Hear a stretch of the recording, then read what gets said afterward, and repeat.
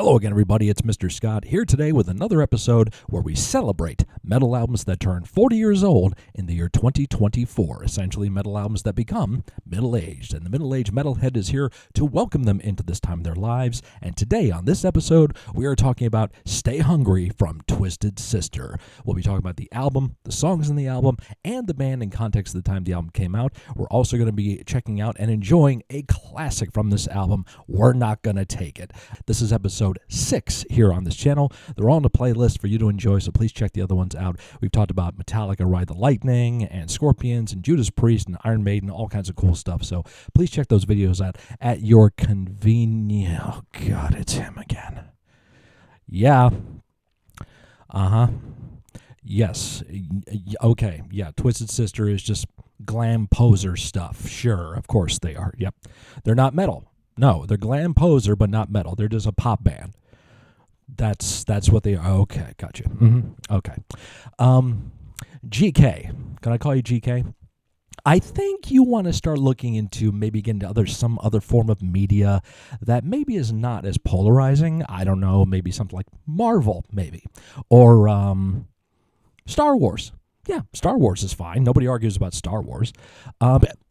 Politics. That's what you should get into. Yes, everyone loves having spirited debates about politics, and nobody takes anything too seriously or personal. Never happens. So why don't you, it doesn't matter which side. Just go ahead and do that. Okay? Cool. Take care now. Bye-bye then. How do these people find me? They must seek me out somehow.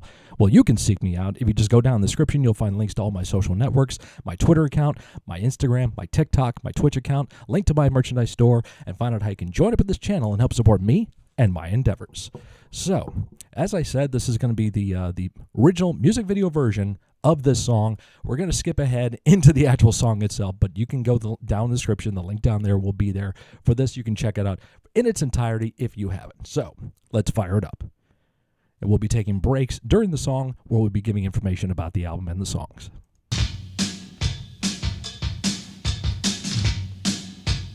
An infamous drum solo intro.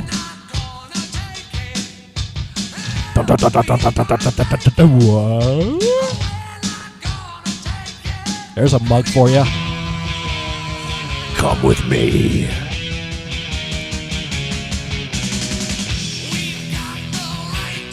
Yes, we do.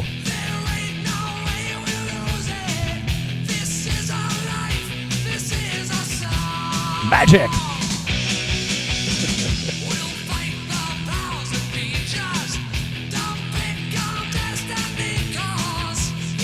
That's really some nice china on that table.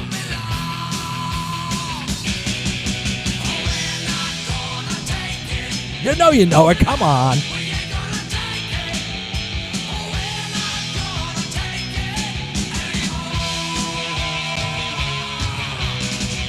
Pause. Here comes Dr. Wife to the rescue. So let's talk about this album. Stay Hungry from Twisted Sister was the third studio album from the band. Came out in May of 1984 off Atlantic Records. At this time, Twisted Sister was pumping out material pretty much on an annual basis.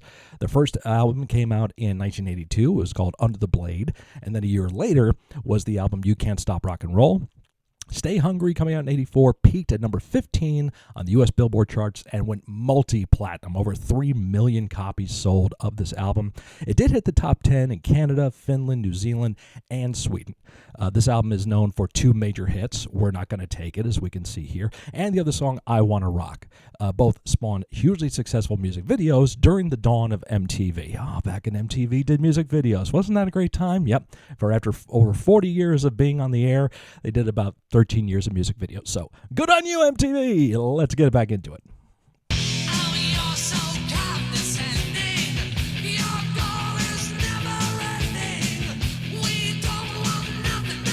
You know we need? Glitter. Glitter.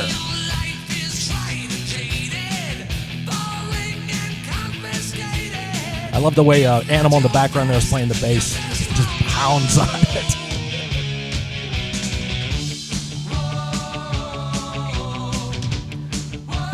Dad, you might want to leave.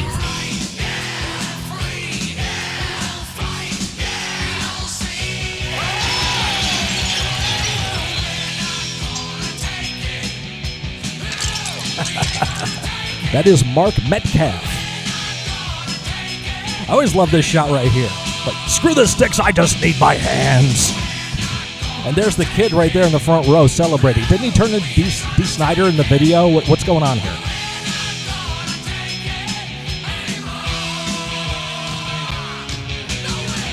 No way indeed. Before we get to the guitar solo, let's talk about the songs off this album. Technically, there's 10 tracks, but it's broken down kind of into 9. We start out with the title track, "Stay Hungry." Great way to start this album off. I mean, it just kind of definitely sets the tone. A good. It seems like a common thread of a lot of these albums I've been checking out that are turning 40 years old. All kind of had that. The first song, boom. This is what you got to look forward to, and you enjoy it. Then the second song off the album, "We're Not Gonna Take It." Third is another classic, "Burn in Hell," which if you're an avid, Gen Xer like me, a child of the 80s, you remember the movie Pee-wee's Big Adventure. And in that movie, you see Twisted Sister filming a music video for that song, and Pee-wee just happens to show up in the process of making it. So nice little cameo they have in that one. Then we get to the fourth track, which is actually called "Horror-Teria," the beginning, and it's a two-parter. It starts with Captain Howdy, and then it has Street Justice. Captain Howdy would become the character that Dee Snider would personify and play in the movie Strangeland. I forget when that came out, 99, 2000, somewhere around there. Horror movie that Dee Snider wrote, produced, directed, starred in. Overkill if you ask me, but regardless, it's a movie. It's there. You can check it out if you want to. You don't have to, but it's there. But Captain Howdy was a character taken, of course, from The Exorcist, and that he later personified in the lyrics of that song and in the movie. Street Justice is okay, I think. It doesn't really do much for me personally, so it's kind of like the low point of the album. Then if you actually have the vinyl, you flip it over, and we start out on the second half with "I Wanna Rock," another classic, another great music video, too, that we get to check out with Mark Metcalf playing the character once again. Mark Metcalf was mostly known as Niedermeyer from the movie Animal House with the line, "You're worthless and weak," which gets used a lot in these videos. Then we have a song I think is probably the most underrated song on the album, "The Price," a power ballad. For me personally, when I hear this song, it makes me think so much of friends and family that I've lost over the years, and it just has a lot of melancholy and yearning in the lyrics themselves. I'm not going to say Dee Snider is a fantastic singer, let's be honest here. A great frontman, dynamic on stage, great performer and character.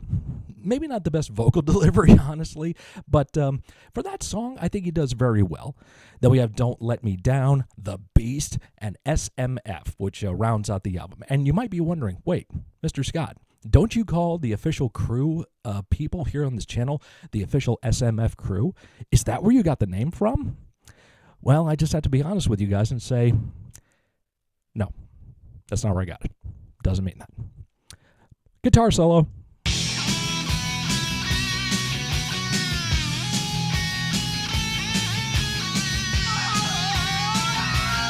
Really him, no stunt double.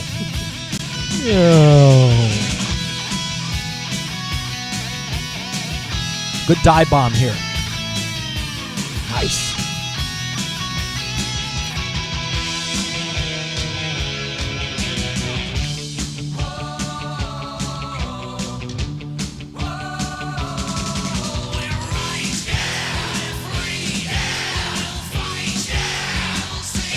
Break it down and clap along. Come on.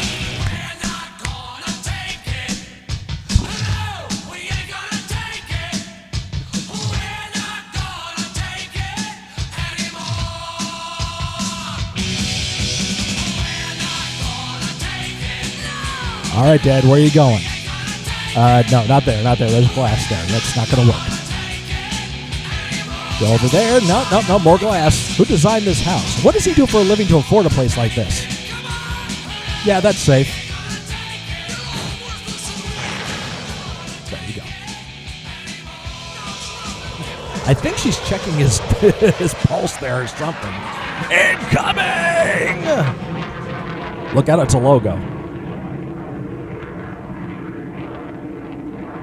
Fantastic. Such an iconic video, an iconic song that so many people have utilized through over the years. Entrance music, it was made for that, especially in pro wrestling.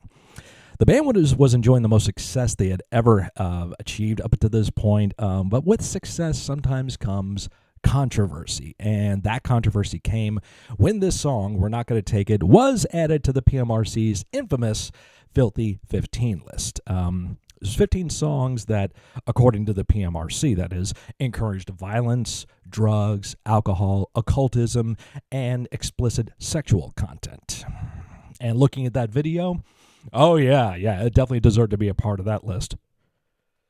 Well, Dee Snider, the frontman of the band, he was not one to take this lying down, and he actually appeared before the PMRC Senate Hearing Committee, basically pleading his case on why he felt the song was being misrepresented, and as many other songs were at the time. I mean, when you have bands like, Merciful Fate and Venom and Twisted Sister and then John Denver, really? That's the cabal of evil? I mean, what? What was going on at that time? But the bottom line is, it was just part of the 80s that we had to deal with. And Twisted Sister and many other bands were able to utilize that attention and turn it around and turn it into big business for themselves. The band would release 2 more albums before breaking up ultimately in 1988. They would reform over the years and release new material, but nothing really ever matched the success and the impact like Stay Hungry from Twisted Sister did. And I don't think there's anything wrong with that. It's an album that's timeless. It's going to carry on for generations. It's a classic. And I'm damn proud to be sitting here today and welcoming Stay Hungry into the realm of middle-agedom. So definitely enjoyed talking about the album and the songs and all that stuff too. If you're a fan of Twisted Sister, what's some of your favorite material from those guys? Did you ever get to see TS live? I never got to. I think it would have been a lot of fun, especially back in the day. If you did, let me know in the comments. I'd really be interested to know. All the episodes here on this series here on my channel are all part of a playlist, so please check that out if you can. Link to that video we just watched down in the description, along with all kinds of information about me. Check that out at your convenience. And I thank you very much for stopping by, my friends. You keep those horns high. And just like TS and Dee Snider and that whole crew have done for decades, never stop playing. It's Mr. Scott. Yo, it's Mr. Scott. You know his ass is hot. Yo, it's Mr. Scott. It's Mr. Scott. Yo, it's Mr. Scott. You know his ass is hot. Yo, it's Mr. Scott. It's Mr. Scott. Let him hang.